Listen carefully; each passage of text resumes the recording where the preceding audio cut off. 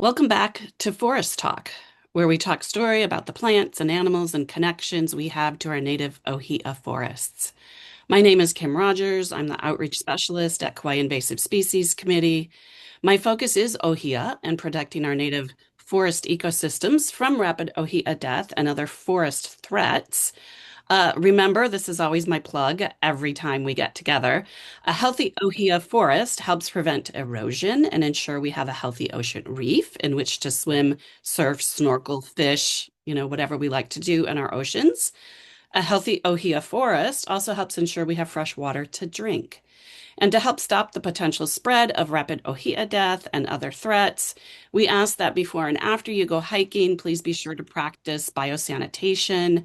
And by that, we simply mean leave the mud where you found it, which I know is easier said than done, but basically use a boot brush, brush mud off of yourself and any gear that you're taking into the forest with you. And then the second step is to spray your footwear and your gear with isopropyl rubbing alcohol. That will actually kill the microscopic fungal pathogens that spread rapid ohia death. So that's my little plug. I will stop there on that. But I'd also like to take a moment to recognize you may see that I have a different background today. My Zoom background. May happens to be Hawaii Invasive Species Awareness Month. So there are lots of webinars like this that are happening throughout the month. There's also a bunch of in-person events happening across the state. So I'm going to drop a link when I finish chatting in the chat, where you can find more information about what we refer to as HISAM, Hawaii Invasive Species Awareness Month. But during our time together today, if you would, as usual, practice good Zoom etiquette. Make sure you're muted. If you have questions, and we do encourage them, drop them in the Q&A, which is the icon along the bottom of your screen. If you can't find that, no problem. Drop them in the chat. And we'll get to those at the end of our presentation today. We are recording, as you may have noticed, and as we always do. And let's see, today's Thursday. I should be able to get maybe the recording out by the end of the week. If not, it'll be Monday. But we have all of our forest talks recorded, and this is, I think, our 12th or 13th. So we have quite the collection. And you can watch those recordings on our KISS YouTube page. Again, I'll drop that link in the chat when I finish chatting. But I want to make one more announcement, and that is our June Forest Talk is going to be on June 26th. June 26th. And our guest speaker will be Dr. Sheldon Plenovich, and she is going to share about Hawaii's native, endangered, and dare say cute yellow-faced bees. Yes, yellow-faced bees. So I don't have sign up for that yet, but that'll go out in an upcoming newsletter. And for those of you who are in attendance today, you will receive a newsletter in the future, which will have that Zoom sign up link for you. So thank you, Shauna, for letting all those people in. I keep hearing the beeps. Lots of people are still joining us. Again, thank you all for being here. Today, our guest speakers are Dr. Tiffany Knight, Dr. Seana Walsh, and Michele Duey, all from the National Tropical Botanical Garden. And we'll be chatting about, if you haven't already figured out, Loulu. So when we talk about Loulu, one of the reasons why we've been doing a lot of messaging about it, I've done a few forest journaling workshops about Loulu, is because we have a day-long celebration coming up called the Loulu Love Fest, and it'll take place at the Lāwaʻi Gardens on Kauai's South Shore, happening on Saturday, May 16th. It's free, open to the public. There's going to be day-long activities, tours of Loulu where you can pick out your favorite Loulu species. And this is going to be happening in Big Valley, which I was just there visiting not too long ago. There's hundreds of Loulu around. It's an amazing collection of Loulu. But you might be asking yourself, what's the big deal? Why Loulu? Why are we going to so much effort to have this big event? And it is a big effort, I will acknowledge that, to celebrate Loulu. Well, our guest speakers today are going to let us know why. So let's hear from them. Dr. Tiffany Knight is the Director of Science and Conservation at NTBG. Dr. Seana Walsh is a conservation scientist and curator of living collections at NTBG. And Michele Duey is the Lāwaʻi Gardens horticultural manager. They've got a wealth of fun information to share with us today. I'm going to mute myself, spotlight them, turn things over. And again, remember, if you have questions, use the Q&A or pop it in the chat, and we'll get to those at the end of our presentation. So I think we're going to be starting with Tiffany, correct? Yes. All right, great. Take it away. Aloha, everyone. And thank you very much, Kim, for giving us the opportunity to talk in this Forest Talk series about Loulu. We're excited to be here. Yep, I'm Tiffany. And I first want to introduce you to the genus Prochardia, or what we know as the Loulu palms. It's a genus that is only in the Pacific. And there's a radiation, an adaptive radiation on Hawaii, and it's the only native palm on the Hawaiian Islands. So the species has about seven, the genus has about 7 species in the South Pacific, and then there are 27 species, approximately. The taxonomy is a work in progress, and it's growing. But 27 species of Prochardia on the Hawaiian Islands. So most of the diversity of the Prochardia is right here in Hawaii. And they're fan palms. They're Pacific fan palms. They actually, the closest relatives come from the Americas, not from Asia. So from the Americas to the South Pacific to Hawaii, where most of the diversity is today. And then there's a lot of variation. So the 27 species we talk about in the Hawaiian Islands, some of them are tall, some of them are short, some of them have lots of hairs on their leaves, some of them have really smooth leaves, some of them have yellow flowers, some of them have orange flowers. So really significant variation across these species. And you can see some of the pictures here. They're absolutely beautiful palms. Next slide, Shauna. Thank you. And so at National Tropical Botanical Garden, we think about conservation of biodiversity and as well as biocultural conservation. And so for biodiversity, we really want to prevent any of these species from going extinct from the planet. And this is really important. But our conservation work is more than just preventing plant extinction. We are really preserving this plant material so that it can continue to be used and celebrated by people. And to save the Prochardia palms is really to save the cultural practices also that are tied to these palms. So for example, on the hale here, you can see that the fronds of the Prochardia palms, the Loulu palms, have made the roof.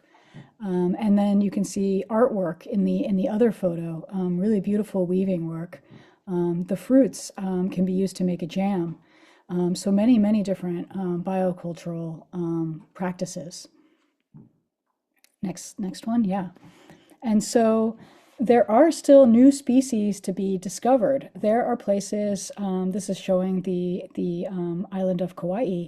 There are places that are really inaccessible. And people have probably never really reached until we had helicopters. And so if you find the right helicopter driver, you can go to a very tiny landing zone and you can do drone surveys, which is something we've been doing more recently at NTBG. And there's also the possibility of doing aerial surveys. So this is a great way for botanists to search these inaccessible cliffs and look for plants. And we found a lot of new species that way, or a lot of new populations of very rare species. And if you go to the next slide, you'll see a new species of Prochardia palm that we found just last year. And so this is in the Makaleha Mountains. And when doing a survey there, we reached this area by helicopter. And when doing a survey there was 4 individuals of a palm that looked very different than all of the other Prochardia palms. And so we're currently in the process of naming and describing this species and characterizing its genetic diversity and its relationships with all the other Loulu species. But this is a really significant discovery to be able to still be finding new palm species, and it just goes to show how important it still is to do botanical survey work, especially with the new technology that we have today, the drone technology, where you can really survey these places that we haven't been able to survey so easily in the past. And so some of these species are extraordinarily rare. And I'm just showing two examples here. One is the tall one there is Prochardia ulma robinsonii. And this is a species that is currently extinct in the wild. But we still have this plant material. We still have it growing in our living collections at NTBG on McBride Gardens. And then the other individual is Prochardia gordonii. And this individual, these plants are from, this Loulu palm is from the Big Island, and there are only 8 individuals left in the wild. And so really important to be conserving this species in living collections. And there are many, many threats to Loulu palms, and the reason why some of them are so rare. From rats that really enjoy eating all the fruits, and to changes in land from that have taken habitat away from the palms, to loss of pollinators. So pollination. We'll hear more about the bees in the next talk, which I really look forward to. But loss of pollinators is a huge issue. To this very recent threat that we're going to spend a lot of time talking about in this talk. Michele will talk about this, the coconut rhinoceros beetle. That's fairly new, especially here on Kauai, but a very significant threat to the palms. So there are many, many threats that are resulting in these species being rare in the wild. And so one of the things that we like to do at NTBG to preserve species that are under threat outside of their natural habitat is to do seed banking, where you collect a diversity of seeds from wild populations, and we dry them and we freeze them, and those seeds stay alive. And then when it becomes safe for them to be reintroduced back in the wild, we're prepared to do that, and we have the genetic material to do that. So we're preserving all the genetic variation that exists in a species outside of its native range until it's safe to get it back, or until we have safe restoration sites to put them back into. This isn't possible for Loulu, unfortunately. So the seeds are considered exceptional, which means they die during the drying and freezing process. And so that's why the only way to really conserve these plants outside of their natural habitats is through living collections. Next slide. Yeah, and so we are very committed to being a rescue site for Loulu palms. These are really important species, really an important part of the Hawaiian culture, and we have 1,200 currently individuals of Loulu palms across our gardens. And so across our Hawaii gardens, so we have 4 Hawaii gardens. We have our garden, Kahanu Gardens in Maui, and then we have our 3 gardens here on Kauai, Limahuli, McBride, and Allerton. And across all 4 of those gardens, we have 1,200 Loulu palm individuals representing, I like to say, almost all of the species. I think there's one very rare Loulu palm from Oahu that's on its way to us, and then we'll have all of the species of Loulu palms conserved in our living collections. We're committed to keeping these species alive and safe until it's safe to put them back out in the wild.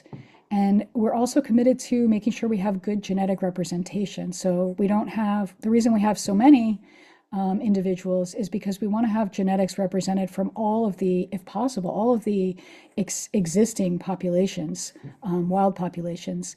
And we've been accumulating this collection for a really long time now. And so some of the populations that we have individuals for, that we have their genetic diversity represented in our living collection, some of them are now extinct. The populations are extinct. And so it's really, really important that we have that genetic variation conserved. And it's very important that we curate this collection with excellence so that we keep these individuals alive. And then the goal is to provide safe places for these to be reintroduced in the wild at some point in the future. And so, for some species that we work with, that's a matter of making sure that there's a really good fenced site and really good weeding for invasive plants that's happening. And then it becomes a safe site where we can reintroduce materials.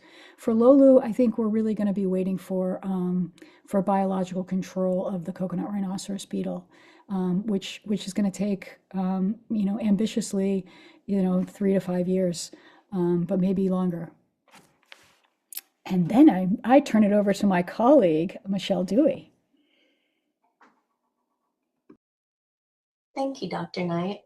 Hi, I'm Michele Duey, Horticulture Manager for Lāwaʻi Gardens, and today I'm going to share a little bit about how we protect our palms from our CRB invasion.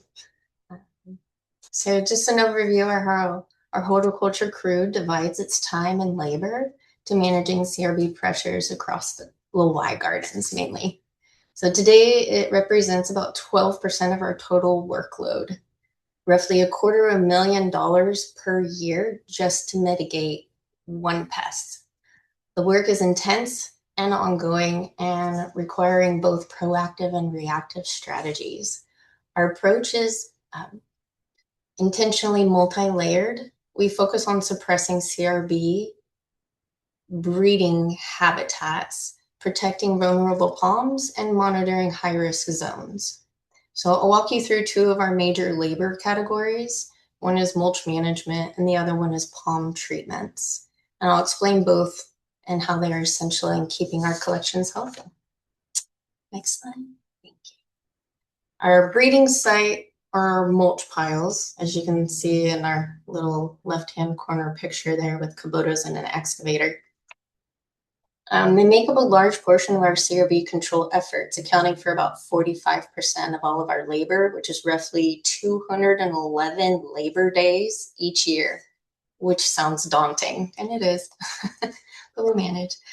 This is because mulch piles, while necessary for garden operations, are also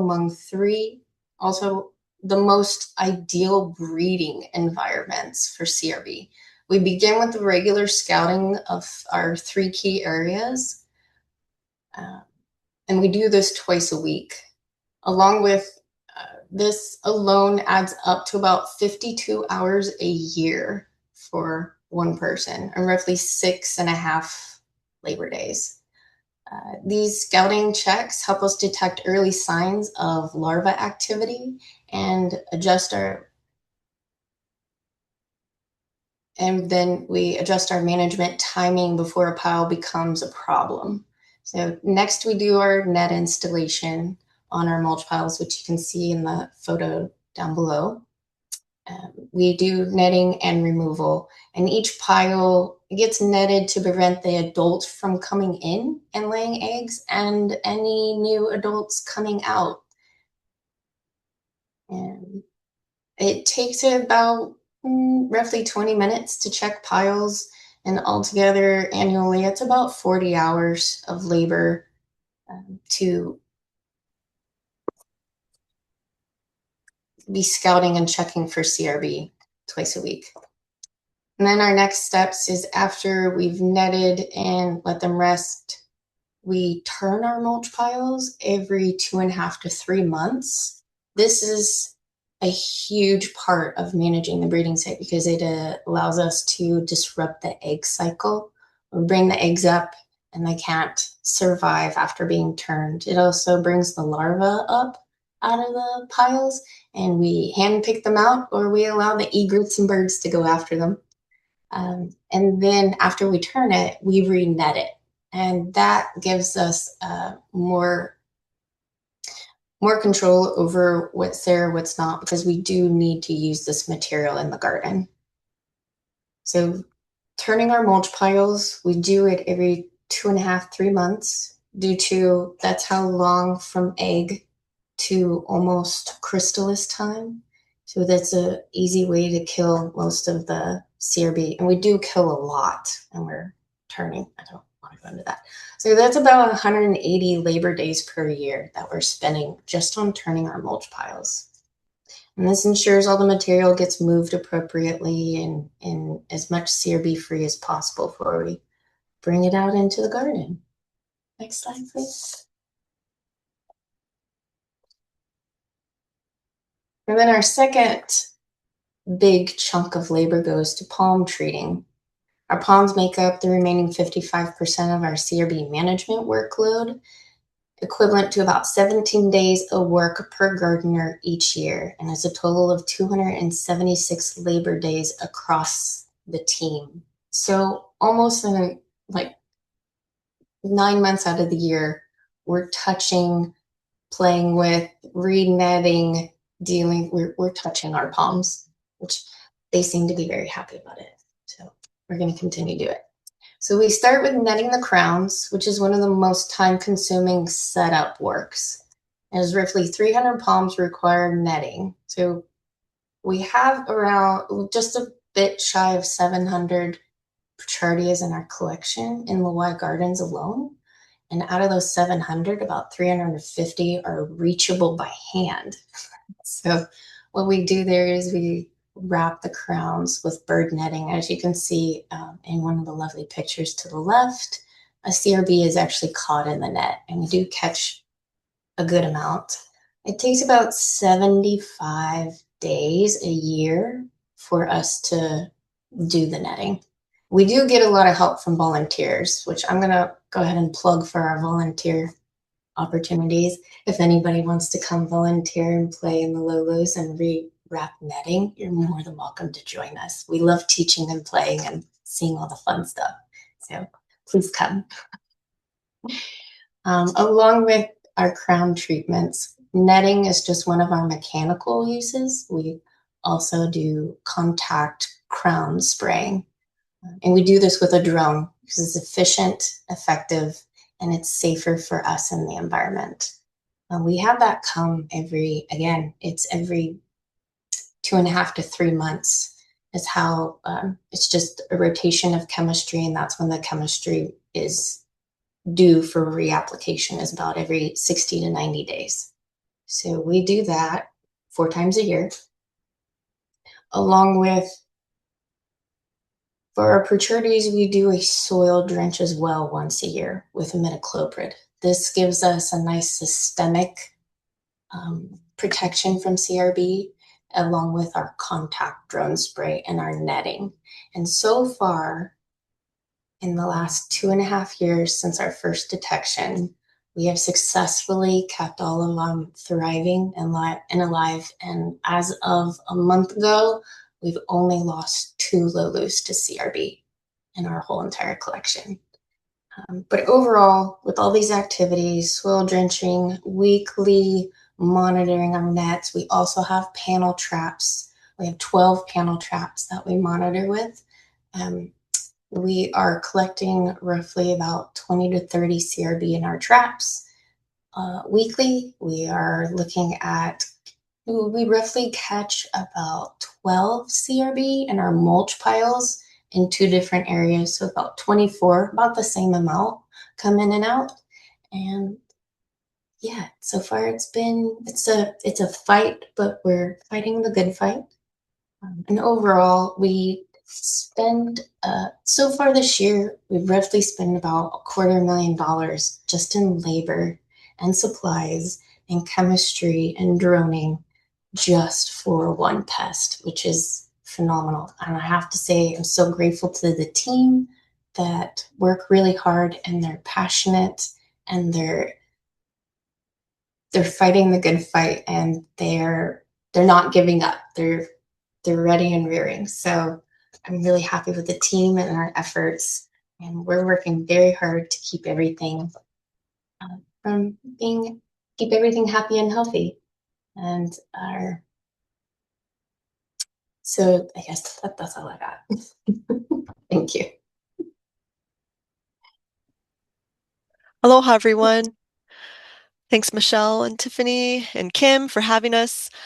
All right, I did see in the chat earlier that Montgomery Botanical Center, somebody there was here. This is a figure from our colleague, Patrick Griffith, over at Montgomery. And it's just showing that there are at least nearly 500 botanical gardens around the world that have palms in their collection. And the point we want to make here is that there's untapped potential for meta collection management of Loulu. And this meta collection, this term, this is talking about the combined holdings of a group of collections for a particular species or genus.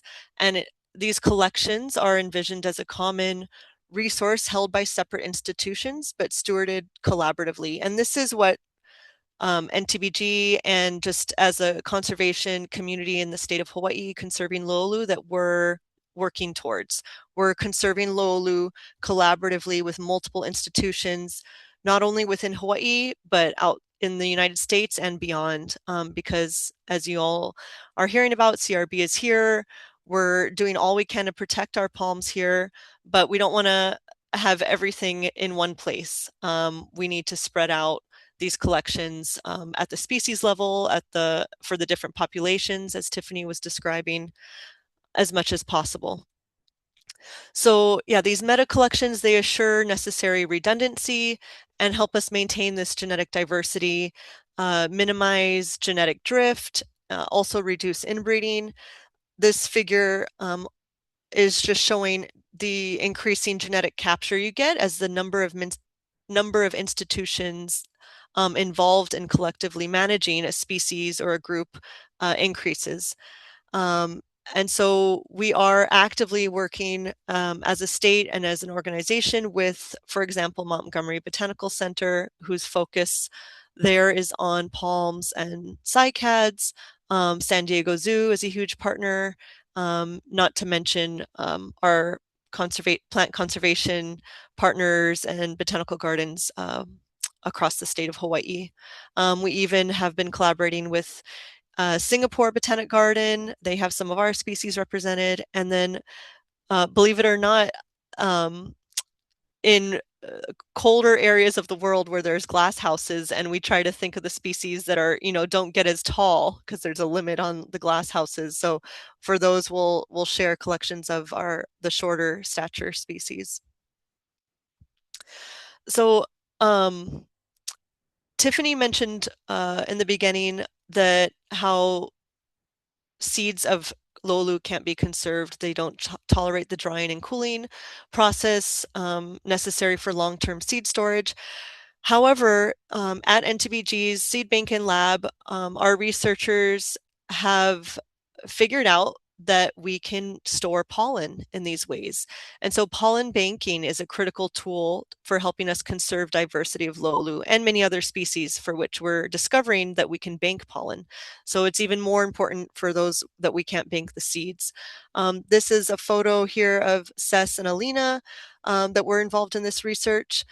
So the idea with this, it's just another way to conserve genetic variation, and also it enables us to conduct strategic crosses between space, so say different institutions, or between ex situ plant and a plant in the wild, and also between different flowering times. An individual might be flowering at one time, but it's a really strategic cross to cross it, say, with this other individual that's not flowering at the same time, so we can store pollen and do these things. And actually, going back to that, I'll mention we, as a conservation community, suspect that Loulu readily hybridizes, and this is research that we've been helping to support through a master's student project. And so it's really important, not just for Loulu, but a lot of species, for example, that within our collections, and in our case, we have almost every species, we can't just collect open pollinated fruits and not be sure that it could be a hybrid, especially for things we're using for restoration. So we have to be very intentional on, say, bagging buds and maybe letting them self-pollinate or conducting crosses to get fruits from our ex situ collections to use for restoration and conservation. Some other recent work with our partners, and we've been doing a little bit here at NTBG, is discovering, developing embryo rescue techniques. This has really been pioneered and perfected at Lion Arboretum. So mostly we're able to now collect immature fruits. And this is really, really a game changer when, as you heard, some of these populations are in extremely remote areas requiring helicopter access, which is also very expensive. And so if we get to an area um, and there's immature fruits. In the past, on the picture here, we would climb the Loulu trees, bag the immature fruits with wire mesh to prevent rat predation, which is also a huge threat to Loulu. And then come back many months later. Some species take 18 months for fruit to mature, coming back and then collecting mature fruits that are not predated because they're in this wire mesh. But now, if we're in an area, we can collect immature fruits, in this case, send them to Lion, and they can excise the embryos under sterile conditions and get little plants out. And actually, there's a bunch of plants. Our state botanist just sent me a list of plants from immature fruits we've sent, and we're just figuring out strategically where are we going to send these plants. Sometimes it's easier actually to send these sterile plants, clean roots, to our partners outside of Hawaii than it is, for example, to send fruit, which for phytosanitary reasons becomes difficult. So future research and work that we need for Loulu, as Tiffany mentioned, those that are researching biocontrol for CRB, more taxonomic work, as you've heard a little bit about. Our former postdoc at NTBG has started this and is continuing this, using aerial imagery, maybe these new tools, just utilizing them as much as we can, for example, to detect maybe as of now unknown wild Prochardia populations, confirming whether or not these species readily hybridize, and if so, how likely is it? So Makoa was a master student at UH who looked at this, and the latest I heard was a intentional hybrid cross he conducted. Fruits did form, a seedling did, like the seed was viable, and now we're just waiting on molecular results to confirm whether that seedling, for example, was an actual hybrid or not. And then let's see, just further developing and coordinating these meta collections, strategic crosses with banked pollen that occur, yeah, with just what we find through more ongoing molecular work would be the most strategic to limit inbreeding and use for restoration. So mahalo all for your time. I know Kim mentioned our Loulu Love Fest. So maybe we could say a little bit more about that here. We're going to be giving away Loulu, Prochardia, Ulmer robinsonii remota. They're actually probably two separate species, but currently synonyms, and they grow better in the lowlands, drier areas, which most of us live in. Tiffany, did you want to jump in and share anything more about Saturday and getting involved? Everybody should come, and I'm going to put in the chat a link to the website that describes the event so that you can all learn more. Fabulous. Thank you so much, Shauna, Tiffany, Michelle. This was such a rich sharing of information about Loulu. I made lots of notes, not necessarily all questions, but yeah, for those of you who are watching, maybe find that react button and share some appreciation and love for Shauna, Michelle, and Tiffany and what they're doing to try to protect and save and conserve our endemic Loulu. These are endemic, meaning found nowhere else in the world. Look at all that. Fabulous. Good job, team. Uh, and to that, I so many cool things you shared. I love the idea of thinking about Lāwaʻi Gardens as a rescue site for Loulu. I don't know why that just was like, wow, Tiffany, what a great choice of wording. And then, I mean, how amazing that you can't seed bank the seed, but you can work with the pollen. I mean, that's so fascinating. And the fact that we think the closest relative comes from the Americas. I mean, right? That's sort of, I mean, we are in the center of the Pacific, so things come from all over, of course, but we oftentimes hear of so much from Asia or even the Southern Hemisphere.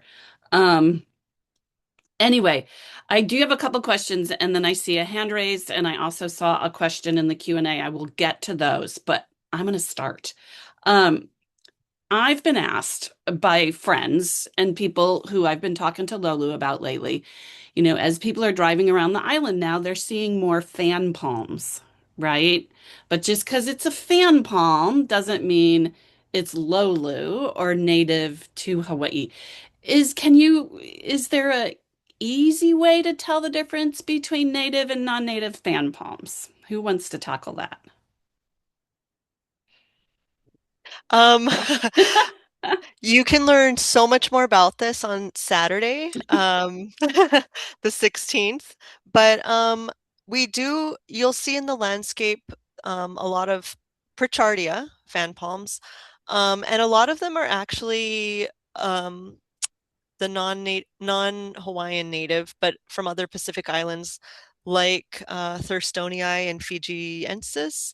Um, some of those, like let's see, yeah, have the inflorescence, like the branch where the flowers or the fruits are much, much longer than the leaves, for example.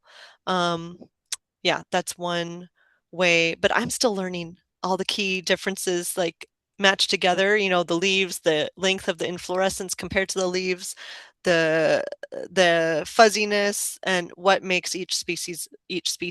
But that's one thing.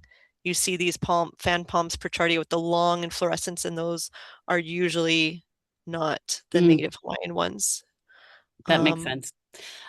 Would it also be fair to say that maybe those that we see in a landscaping or intentionally planted, historically have probably been non-native? Michelle's nodding her head. And the ones that we see more of in the wild, say in the forest, are likely where we're going to find the native Loulu, but all of that to say, we're encouraging, I mean, we're going to be giving away Loulu, so we are encouraging and would love to see Loulu around the island again, correct? Definitely. Okay, great. That's why Yeah, we're, and then the photo Tiffany had of one of the species she was given an example of that was extraordinarily rare, the Elmer robinsonii, which was from Ni'ihau. That photo I think was at the Makauwahi Cave. So there's a all really right. nice population restored there of that species. There was. It's not doing well. Okay, yeah, from Yeah, CRB. yeah. Yeah. But the other Um, one you're giving away, Ramota, that is from Ni'iha or Nihoa. Nihoa, I mean, but those it's are yeah. amazing species to be giving away. What Mhm. treasures. They're Yeah. currently considered the same species, but that's changing. Okay. Okay. Good to know. And, Tiffany, and did you want to add and something? yeah, no, they are amazing species to be given away. We're getting special red tags for them from the state because they're, so that's kind of it's really cool that that people that come to Lola Love Fest will be able to get one of these very special palms. But also they're coastal species, so they should really grow well in, in the habitats that people live near. So they should do really well too in the landscapes, except That's for a the good, CRB. that Yeah, is a yeah. really good point because oftentimes, we think about the different microclimates around the island and certain plants grow and trees grow in one area, not so well in others. And I've seen a photo of a rock islet off of the north side of Molokai that is just choke full of Loulu. I mean, it is like jaw-dropping. So yeah, they can thrive at the coastal areas. I love that. I want to ask one other follow-up question, and then I'm going to get to some of the Q&A and chat questions that we have. Um, and since we're talking about maybe some Loulu in the forest, and even pre-CRB and that threat, there are other threats that all of you mentioned, rats and specifically. And I'm just trying to get a picture in my mind, since I do spend some time in our Ohia forests and maybe a lot of the people in the room today as well. Um, can you give me an idea on maybe how much of the Loulu population perhaps do we have any idea that we lost and have lost over the years in our forests? Any idea? I mean, I feel like that might be a tough one to answer, but it was a question that came to mind. I can try to speak to that a little bit. Kind of like what you're describing on the islet off Molokai, where these thick Perchardia forests. I think in a lot of areas, yeah, we I picture, and I've heard others kind of just imagine that it was thicker Perchardia forests. Mm, And I think like that example you gave, it's because there's not rats maybe on that islet, oh, for because sure. that was a huge threat. And we see in the fossil record, pollen record, a lot of Loulu pollen. And I think that work is being expanded, and Tiffany might be a little bit more up to date on where that works at. But in the lowlands and beyond, that Loulu was a dominant part of the forests. Fascinating. Yeah, feel free to jump in, Tiffany. Yeah, and it's just addresses in the chat. Bill asked the question about whether or not the fossil pollen is extinct species or modern ones. And we are currently in part of our taxonomic work where we're really trying to understand the genetic differences between these Loulu species. We're also going to be sequencing the pollen. And so it should answer that question, right? But there was, as Shauna said, like if you look in the pollen record, tons and tons of Loulu pollen, Mm. which suggests that either this pollen preserves well, or more likely that there used to be tons and tons of coastal Loulu, for like big forests of it, right? Okay, that's blowing my mind. Like it gives me like I can look at the landscape, right, with completely new eyes. And it sort of reminds me of what I've heard about, especially on our north shore of the island with Hala, that it just used to be Hala, Hala, Hala, Hala all along. And so now I'm also seeing Loulu. So, yeah, great work. Thank you for that. Let me get to some Q&A. We see in the Q&A from Patrick, he's with CRB Response, NTBG mentioned bird netting. I think this was in your talk, Michelle. Is that the same as the half-inch gill netting that is often used and given out now, being given out for, say, mulch piles? Can you address the difference between the two? Yeah, great question. Because I did a lot of work on what worked and what didn't. Oh. So I like the just it's same diameter shape. Bird netting, gill netting, fish netting, or bird netting. It is literally 3/4 inch, between a half inch. You want to hit it to where it, like guillotine, like strangles the beetle. So that's like the perfect size where they can get in it, but they get stuck in it and they can't cut their way out. So the bird netting, I like it working with it in the crowns. It's easier to work in the crowns. We found with the gill net that it doesn't expand as well. So we expanded over the mulch piles and it works better there. And it's also a cost ratio. So the fish net we put on our mulch piles, it's more expensive, but it's more durable. It lasts longer. The tensile strength is like 13 pounds. So it can stretch, it can withstand a lot more moving and adjusting, whereas our bird netting is just, it's bird netting. So it's a lot more dainty of a plastic. It's not as much tensile strength, Mm. but you don't need tensile strength when you're just trying to keep them from going in and eating. Like you can kind of just, we've adjusted our techniques a couple of times. It depends on the type of inflorescence around the crown, how the inflorescence come out. So, sorry, the flowers, how Mhm. the flowers come out. So if we're wrapping around a Loulu that has more inflorescence, we try to weave it around in a way where it's fluffy, so the beetles get caught before they get into the little cup. Um, but if we have less inflorescence, we do the bow tie method where we get a rock, we tie the bird net around it, and then stuff it in the pocket so it frails out. and it sticks really nice in there. And that I find is a lot less time consuming. Applying it is time consuming, but the having to constantly adjust, because when you wrap the crown, it stretches as the meristem grows, and it kind of starts to strangle the palm and the inflorescence, so it has to be readjusted more like every couple of weeks. So there's a Wow, trial and error, right? that That was thinking. probably more than you ever needed to know, but I hope that answered your question. Absolutely. And it's also impressive because it shows just how actively you're addressing this threat and how deep you're taking, your research and management, and that's amazing. So thank you. And I'm so glad you asked that question, Patrick, because I was wondering the same thing too. I'm like, wait, bird netting, gill netting, wait, why? So really great question. And another great question in the Q&A from Mary. Can Loulu plants from the Loulu Festival be transported to other Hawaiian islands?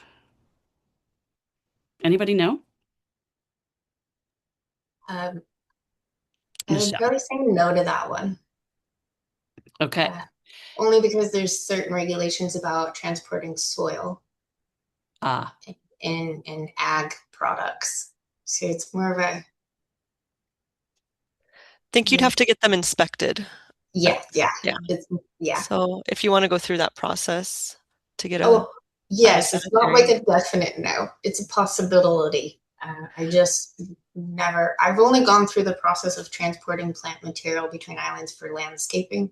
And there you have to get permits and get it inspected by the state. And I know well, now it's getting a lot harder due to CRB, since yeah, it does travel, eggs travel in soil. yeah. But it's not Yeah. a definite no, it's just not an easy yes. Yeah, but I There's a think good answer. just be honest when you come to take the plant, because I think we would really try to help you if this is what your intention is. And it would affect what species we'd want you to adopt, because we do worry about hybridization, but there's one of the species that's pretty distantly related to the others, and the hybridization risk is low. And so we think about that as well. And so we'd want to have one that wouldn't pose a threat to the native, like if you're going to take it to Big Island, that it wouldn't pose a hybridization threat to the native species on the Big Island. And then also, as Michelle said, you'd have to go through the inspection. But so there's a few flaming hoops to jump through, but nothing. It's still possible. Tiffany, Um, are they giving away Loulu at the other gardens on other islands that same weekend? No? no, Okay, something special we're doing for Lulu Love Fest. gotcha. Very special. And leave it to JB Friday in the room to add some cool information. Back to the question about, the Loolu forests and what their presence and was at one time. He shares that, oh, there he is. Hi, JB. There is evidence of dense Loolu forests on the Kona coast from lava molds. Gotta love that. And there's a link too that he shared. So if you want to learn more about lava molds and you want to learn more about Loelu forests, the answer is yes. So thank you, JB, for sharing that. Um, and then Bill has a really interesting question as well. Two species of Prochardia, whoops, just missed that, uh, are Pacific Islanders not from Hawaii. So, does anyone know if Prochardia first arrived in the Pacific outside of Hawaii and then reached Hawaii from other islands, or did Prochardia reach Hawaii first and then disperse to other Pacific islands? Yes, crazy. Any thoughts on that? It's still a work in progress, and we have this big phylogenomic study that's underway right now. But the latest biogeographical evidence that I've seen is that it went to the South Pacific first, and then came to Hawaii after that. That Ah, okay. Shauna, does that sound right to you as well? It sounds right, but I would have to like check to confirm. Um, That our species here in Hawaii are younger. Yeah, Ah. and then yeah, that's where the there was quite a radiation that happened here in the Hawaiian Islands. And did you Um, mention, Tiffany, we talked about the three W's, wind, wing, water. Did you mention how we think that Prochardia first may have arrived here? I don't think we talked about that. Probably, but again, and but the what I've read in the it's now quite a few years old. The last biogeographic study suggested water, that it floated. Fascinating. Yeah. And yet Uh, it's a seed that on is And that could have been on a raft a raft. of, Yeah. vegetation material. right. Yeah, that would be Right. different than just the fruit floating on the ocean. Right. Right. Extraordinarily rare event that brought it to South Pacific, and then it went from there. Okay, so there is a request in the chat for me to talk about the Yes. CRB dog program. And Nice. it is because I do have a CRB canine who is trained and certified in sniffing out CRB larvae. So yes, we are talking about having a dog demo at the Loulu Love Fest. And I believe one of us will be on the panel that will also be happening at the Loulu Love Fest. So we're on the schedule. You can come talk to us more. But basically, the way that program is working is individuals or businesses around the island can request dogs to come sniff around their yards or their properties to look for CRB larvae. But I will also say that with a caveat, there are certain situations or scenarios that present themselves for better for dogs, right? So traditional mulch piles are really good for dogs to sniff out larvae or clear the pile and be like, well, didn't find anything today. Doesn't mean there isn't going to be something in there tomorrow. But if you have a yard that is pretty well landscaped, say, because we do get a lot of requests for this, landscaped and you don't have piles of green waste, that is not a high priority breeding site. So we like to focus our efforts on high priority breeding sites that have the potential. So maybe there's a green waste pile that's been sitting there for years and years. The top of it may be dried out with palms and whatever, but the bottom is nice and moist and cool and is like lovely great mulch. That is a potential breeding site. Rotting tree stumps are potential breeding sites. So if anybody is interested in having the dogs come out and do a survey, and primarily places where there has not been CRB larva detected yet, right? Once you know it's there, that's all the dogs are going to do. They're just going to say yay or nay. We sniff it or we don't. But if you want to fill out a request for a survey, you go to conservationdogshawaii.org. Again, I'll put the link in the chat. And there's just a request form on there that you fill out on the homepage. Um, so that's the dog spiel. Let's see. I was seeing if there's any other questions or comments in the chat. Couple other comments that you guys can check out. Lastly, so my last question to wrap things up, and perfect timing, is what can we do? What can, as people in the community, do to help protect, save, conserve Loulu? I'd like to hear from each of you on that one. I'll go first. Talk to your neighbors. Be friendly.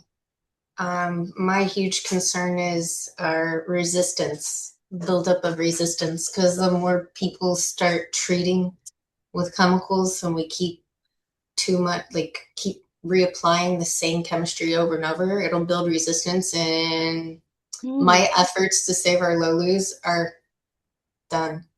So talk to your neighbors, share information, share resources, talk to landscapers, reach out to local resources. We have CRB Kauai Action. CRB Kauai Action? It's like a community group on the South Shore. They're trying to put together all kinds of different landscapers, more options. I know the state HISC is doing, you guys are doing a great job. Keep up to date with any news flyers. We're always trying to talk. I get emails and phone calls from neighbors and any different people from the North Shore asking about palms, and I'm always grateful that they're reaching out and being concerned and want to protect them. And yeah, just share knowledge. Buy Lolus. Plant them. Don't stop planting. Keep going. Because Okay. the smaller they are, the easier they are to take care of. Oh, that's a very good point. Yeah. And Yeah. and our Loulu, would you say, because I get asked this all the time about ohia, everything's relative, but are they slow, medium, or fast growing, or does it depend on the species, just in general? I would say slower than a tree. Okay. Honestly, Fast. in this scenario with what we're faced with, the threat, I think that sounds better because like you just said, we are then able to protect it. It's going to be at hand reachable levels for a Yeah. longer period of So time much than easier. a super tall coconut palm. So I love that. I love that. We can better take care of it. Shauna, Better take Tiffany. Oh, I'm sorry. I mean, Michelle gave a great response. Just thinking about our own work in the valley, all the work Michelle and her team's doing with the mulch management. Yeah, like if our neighbors aren't managing their mulch, the CRB are just coming, so that's why we have to protect the palms too. Um, Everyone's welcome to come volunteer, help protect our Pichardia, help grow them in the nursery. It's a beautiful place, a lot of fun, passionate people to meet. That's another way. Yeah, Volunteer. love Lolu, right? Like we say. Tiffany, do you want to add anything? I think it's mostly been said, but yeah, I think it's great that you all are here and you want to learn more about Lolu. I think that's really important. Spread the good word to all your neighbors. We have to work together as a community on the mulch management. Shauna mentioned volunteering. I'll also add that you are all welcome to become members of NTBG if you like what you're doing.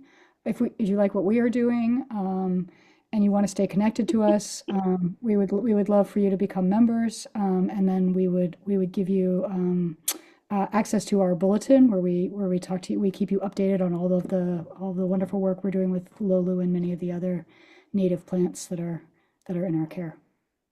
I'll Thank put I'll you. put the membership link in the chat too. Okay, that would be great. And I will just add too, since we've kind of touched on it, that CRB response is sharing resources. So netting and panel traps are being given away. So this is a state-sponsored effort. And I put a link in the chat to crbhawaii.org, and that is where you can go find information about the resources that are being given away, or you can reach out to Koi Invasive Species Committee, which is who I work for, and we have somebody working on CRB in outreach and response right now. So there's lots of resources that are popping up, and everybody trying to be helpful. But I think Michelle's point that we need to talk to each other and all try different things because there's no one solution. And yeah. Oh, Bill, tax breaks for planting Lolu, grants to treat CRB. Oh, that's what you're requesting. Yeah, good one. That's a great request. So with that, I just want to thank our presenters today, Dr. Tiffany Knight, Dr. Seana Walsh, Michele Duey from NTBG. Thank you for sharing all your knowledge, and thank you for all you're doing to conserve our Hawaii Lolu, right? And invite everybody, look at all the cheers going out. And once again, invite everybody to our Lolu Love Fest, which will be happening next Saturday at Lāwaʻi Garden.